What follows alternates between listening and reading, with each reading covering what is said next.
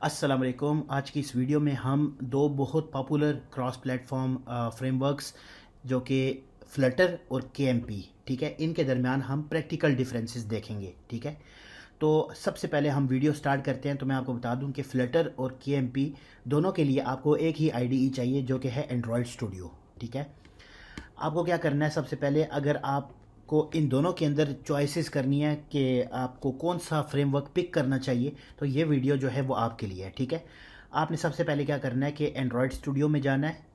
ठीक है, ऑप्शन में क्लिक करना है, सेटिंग्स में जाना है। ठीक है, सेटिंग्स में जाने के बाद प्लगइन्स पे जाना है।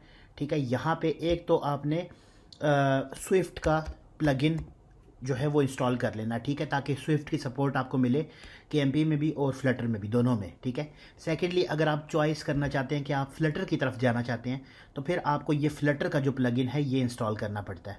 ठीक है, और अगर आप केएमपी की तरफ जाना चाहते हैं तो आपको कॉटलिन मल्टी प्लेटफॉर्म मोबाइल का प्लगइन इंस्टॉल करना पड़ेगा। ठीक है, अब बात करते हैं कि प्रोजेक्ट क्रिएट कैसे होता है। ठीक है, अगर आप फ्लटर का अगर आपने प्लगइन इंस्टॉल कर लिया है और उसके बाद आप फ्लटर का प्रोजेक्ट क्रिएट करना चाहते हैं, तो सबसे पहले आप फाइल में जाएंगे, न्यू पे जाएंगे और आपको यहीं पे ऑप्शन मिलेगा न्यू फ्लटर प्रोजेक्ट का। ठीक है, फ्लटर प्रोजेक्ट क्रिएट करने के लिए आपको फ्लटर का एसडीके अलग से डाउनलोड करना पड़ता है। ठीक है, जिस वक्त फर्स्ट टाइम आप इसको सेटअप करेंगे तो आपके पास यहाँ पे डाउनलोडिंग का ऑप्शन आएगा और आप फ्लटर का एसडीके अलग से डाउनलोड कर सकते हैं। ठीक है, जबकि अगर आप केएमपी की ऐप बनाना चाहते हैं, ठीक है, तो आप न्यू प्रोजेक्ट में क्लिक करेंगे।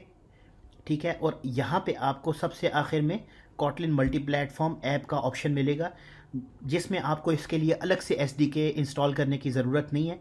ये एंड्रॉयड का अपना एसडीके ही यूज़ करेगा। ठीक है, इसको आप नेक्स्ट करेंगे। इसी तरह से आप जिस तरह से एंड्रॉयड का प्रोजेक्ट बनाते हैं सिंपल, वैसे ही आपने फ्लटर का भी और केएमपी का भी प्रोजेक्ट वैसे ही बनाना है। ठीक है, सिर्फ डिफरेंस ये है कि केएमपी का जो प्रोजेक्ट है उसका नेम जो है वो कैपिटल से शुरू कर सकते हैं आप। ठीक है, जिस तरह से ये मैंने किया हुआ है ना, ग्रीटिंग्स का जी कैपिटल है और केएमपी का के कैपिटल है, इसी तरह से। लेकिन अगर आप फ्लटर में क्रिएट करते हैं तो आपको यहाँ पे स्नेक केस फॉलो करना पड़ता है और लोअर केस में रखना पड़ता है इसको। ठीक है, जिस तरह से आप इसमें कुछ कोई इसके नाम के अंदर कैपिटल वर्ड नहीं रख सकते। ठीक है, वो इनवैलिड हो जाएगा। ये तो बात हो गई कि प्रोजेक्ट कैसे क्रिएट करते हैं।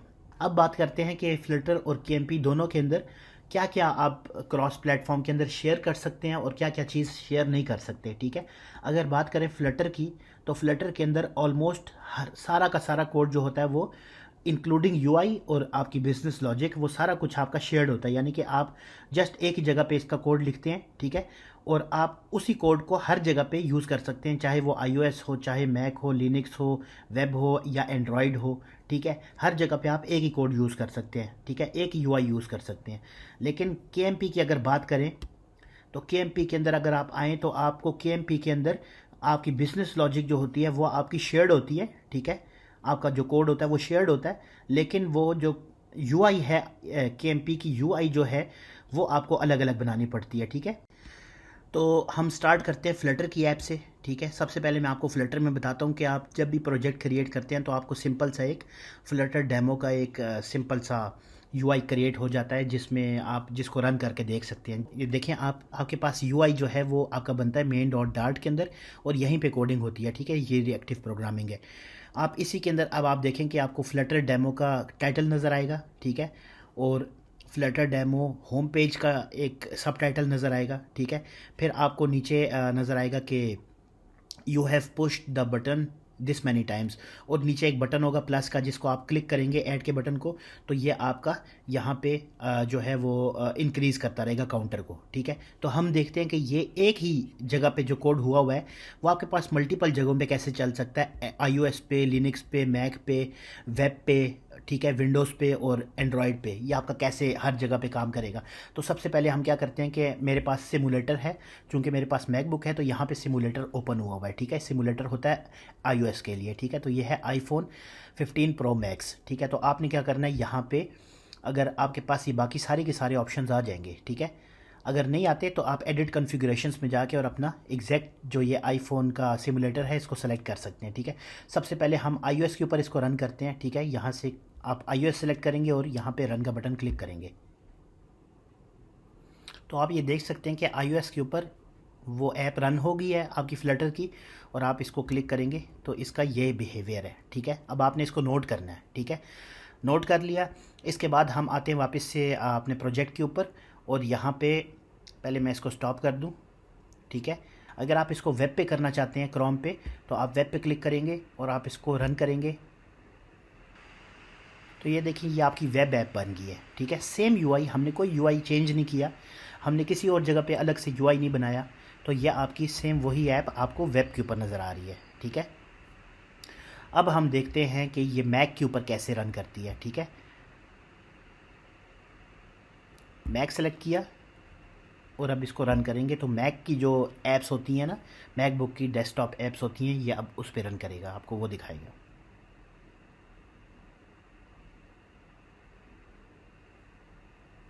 तो ये देखिए आप, हमने अभी भी कोई यूआई चेंज नहीं किया और वही सेम यूआई जो है वो आपको मैक के ऊपर भी नज़र आ रहा है, ठीक है। और अब मैं यहाँ से एक एमुलेटर स्टार्ट कर लेता हूँ। हमारा एमुलेटर रन हो गया। इसके बाद आपने यहाँ पे क्लिक करना है डिवाइसेस पे, और आप देखेंगे कि आपको आपका एमुलेटर यहाँ पे नज़र आ जाएगा। अगर नहीं आता तो आप यहाँ से रिफ्रेश कर सकते हैं इस लिस्ट को। तो मैं अब एमुलेटर क्लिक करता हूँ और इसको रन करता हूँ।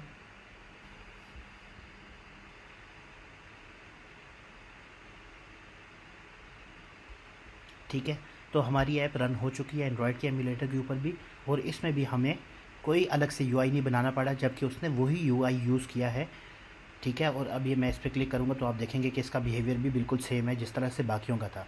तो हमने देखा कि फ्लटर के प्रोजेक्ट के अंदर हमने कोई चीज़ चेंज नहीं की, यूआई जस्ट एक ही जगह पे था, और यूआई हमने इस ऐप को रन किया मैक ओएस के ऊपर भी, आईफोन के ऊपर भी, और एमुलेटर के ऊपर भी, और वेब के ऊपर भी, क्रोम के ऊपर भी, ठीक है। और चारों के अंदर आपको इसका जो यूआई था बिल्कुल सेम लगा। ये इसका एक एडवांटेज भी हो सकता है, ठीक है, कि आपको जस्ट एक ही जगह पे यूआई करना पड़ता है और एक ही जगह पे फंक्शनैलिटी करनी पड़ती है, और वो सब जगह पे शेयर्ड हो जाती है। लेकिन इसका जो डिसएडवांटेज है ना वो ये है, फॉर एग्जांपल अब देखें मैं एंड्रॉयड का यूज़र हूँ, तो मेरे लिए जो ये विजेट है ये अलग तरह से डिज़ाइन हुआ है एंड्रॉयड के अंदर, जबकि जो iOS के यूज़र्स हैं उनके लिए ये विजेट जो है ये अलग से डिज़ाइन हुआ है। तो आप इसमें जो प्लेटफॉर्म स्पेसिफिक क्या नाम है कंपोनेंट्स हैं वो आप इसमें यूज़ नहीं कर सकते। उसके लिए आपको काफ़ी यहाँ पे कर सकते हैं, आप बिल्कुल कर सकते हैं। iOS के अंदर जाके आप iOS की चेंजेस करेंगे, एंड्रॉयड के अंदर जाके एंड्रॉयड की चेंजेस करेंगे, लेकिन ये आपको ज़्यादा फ्लेक्सिबिलिटी और ज़्यादा एफिशिएंसी प्रोवाइड नहीं करता, ठीक है, इन टर्म्स ऑफ डेवलपमेंट। यानी कि अगर आप प्लेटफॉर्म स्पेसिफिक चीज़ें यूज़ करना चाहते हैं तो उस केस में, ठीक है। तो ये हो गया फ्लटर का एक डेमो, ठीक है। इसके बाद हम आते हैं KMP के प्रोजेक्ट के ऊपर। तो KMP का जो प्रोजेक्ट होता है वो, उसका स्ट्रक्चर भी तकरीबन आप कह लें कि सिमिलर ही है, ठीक है।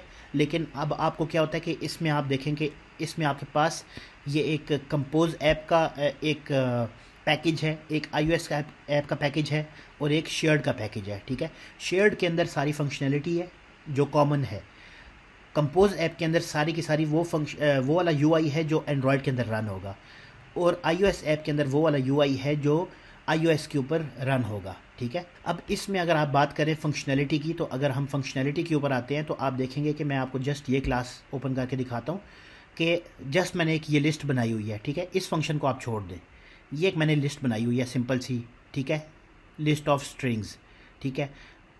अब इस लिस्ट ऑफ स्ट्रिंग्स को अगर मैंने एंड्रॉयड के ऊपर शो करवाना है तो मुझे यहाँ पे ऐप के अंदर कोडिंग करनी पड़ेगी, मतलब यूआई ऐप के अंदर बनाना पड़ेगा। कंपोज ऐप के पैकेज के अंदर जाएंगे, यहाँ पे आप कॉटलिन के अंदर ऐप मिलेगा आपको, ठीक है। यहाँ पे मैंने वो लिस्ट शो करवाने के लिए क्या किया है, उस लिस्ट को एक वेरिएबल के अंदर स्टोर करवाया है और सिंपल कॉलम यूज़ कर लिया है।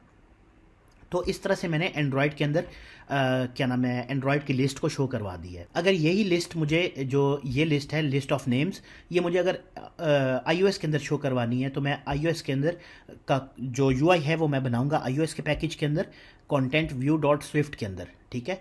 तो अब देखें वही लिस्ट मुझे यहाँ पे शो करवानी थी, तो मैंने क्या किया कि सबसे पहले मैंने उस लिस्ट को एक वेरिएबल के अंदर इस तरह से स्टोर कर लिया, ठीक है। और इसके बाद ये जो आपका बॉडी का वेरिएबल होता है इसके अंदर आप सारी की सारी यूआई करते हैं। तो मैंने जस्ट क्या किया कि वो iOS का जो जिस तरह लिस्ट बनाने का तरीका है लिस्ट व्यू, उस तरह से मैंने iOS के अंदर अलग से यूआई बनाया इसका, ठीक है। तो यूआई मैंने iOS के अंदर अलग से बनाया इसका और एंड्रॉयड के अंदर अलग से किया, ठीक है। अब मैं अगर इसको iOS के ऊपर रन करता हूँ अच्छा, इसके लिए भी मैं आपको बता दूं कि आपने एडिट कॉन्फ़िगरेशंस में जाना है iOS के अंदर, और आपने एग्जैक्ट अपना वो सिमुलेटर चूज़ करना है, ठीक है। उसके बाद ओके करके अप्लाई कर देना है, ठीक है। मैंने ऑलरेडी किया हुआ है। सबसे पहले मैं आपको बल्कि सबसे पहले मैं आपको इसको एंड्रॉयड के ऊपर रन करके दिखाता हूँ ताकि आप डिफरेंस देख लें, ठीक है। तो हम इसको रन करते हैं, ठीक है। हमारी ऐप रन हो चुकी है एंड्रॉयड के एमुलेटर के ऊपर, और आप देखेंगे ये लिस्ट किस तरह से आपको शो हो रही है, ठीक है। ये आप लिस्ट का यूआई देखें, ठीक है। ये एंड्रॉयड का यूआई है, ठीक है। अब यही ऐप जब हम iOS के ऊपर रन करेंगे तो आप यूआई का डिफरेंस देखिएगा, ठीक है। अब हम क्या करते हैं कि यहाँ से मैं सेलेक्ट करता हूँ iOS ऐप और इसको रन करते हैं, ठीक है। बेशक यहाँ पे पिक्सल लिखा हुआ है, नो वरीज, लेकिन आपने एडिट कॉन्फ़िगरेशंस में जाके अपना एग्जैक्ट सिमुलेटर सेलेक्ट कर लिया है, तो आपने जस्ट यहाँ से रन करना है और ये ऐप आपकी रन होगी iOS की, और ये आपको शो होगी सिमुलेटर के ऊपर, ठीक है, यहाँ पे। तो iOS के ऊपर भी हमारी ऐप रन होगी है, और अब आप देखेंगे आपकी लिस्ट का यूआई बिल्कुल एंड्रॉयड से डिफरेंट है, ठीक है। जबकि फ्लटर में ऐसा नहीं था। फ्लटर में हमारे पास यूआई हर जगह पे बिल्कुल सिमिलर था, कोई चीज़ उसमें चेंज नहीं थी। लेकिन यहाँ पे आप देखें कि आपको iOS के अंदर डिफरेंट यूआई नज़र आया है, जबकि आपको एंड्रॉयड के अंदर यूआई नज़र आया। तो अगर आप एक डेवलपर हैं जो कि क्रॉस प्लेटफॉर्म एफिशिएंसी और आसानी चाहते हैं, ठीक है, तो फ्लटर आपके लिए बहुत बेहतर चॉइस है, ठीक है। लेकिन अगर आप हाई परफॉर्मेंस और कस्टमाइज्ड यूआई आप चाहते हैं, ठीक है, कि iOS के अंदर कस्टमाइज्ड यूआई हो और एंड्रॉयड के अंदर कस्टमाइज्ड यूआई हो, तो KMM आपके प्रोजेक्ट्स के लिए ज़्यादा जो है वो सूटेबल है, ठीक है। तो यहीं तक हमारी वीडियो का कंटेंट था। मैं इस वीडियो को ज़्यादा लंबा नहीं करूँगा, ठीक है। तो अगर आपको वीडियो पसंद आई हो तो प्लीज़ वीडियो को लाइक कीजिएगा, शेयर कीजिएगा, कमेंट्स बॉक्स में अपनी जो ओपिनियंस है वो लाजमी दीजिएगा, और चैनल को सब्सक्राइब कीजिएगा, बेल का आइकन प्रेस कीजिएगा ताकि आने वाली तमाम लेटेस्ट अपडेट्स आप तक इसी तरीके से पहुंचती रहें। इंशाल्लाह ताला नेक्स्ट वीडियो में नेक्स्ट इंटरेस्टिंग टॉपिक के साथ हाजिर होऊंगा। तब तक के लिए अल्लाह हाफिज़।